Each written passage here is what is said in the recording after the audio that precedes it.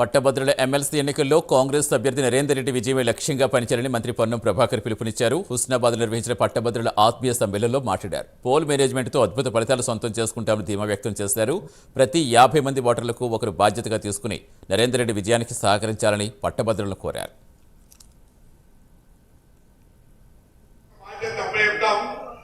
వాళ్ళందరినీ రోజు సమన్వయం చేసే విధంగా మండల నాయకులు ఒక టీమ్ గా ఏర్పడి ఆ ప్రతి ఓటర్కు పోయి విజ్ఞప్తి చేసే బాధ్యత మీ అందరికీ. ఇవాళ మనం అందరూ కూడా కలిసి పనిచేస్తా ఉన్నాం.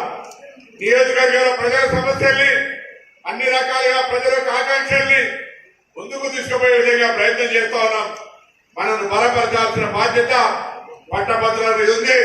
మనను ప్రోత్సహించి ఈరోజు తెలంగాణ రాష్ట్ర ప్రభుత్వంలో రేవంత్ రెడ్డి గారి నాయకత్వంలో జరుగుతున్న పనులు గ్రామాల్లో గట్టిగా ప్రతి ఒక్కరికి తెలిసినా మళ్లీ చెప్పేటువంటి అవసరం కూడా ఉందని మనం చెప్తా ఉన్నాం.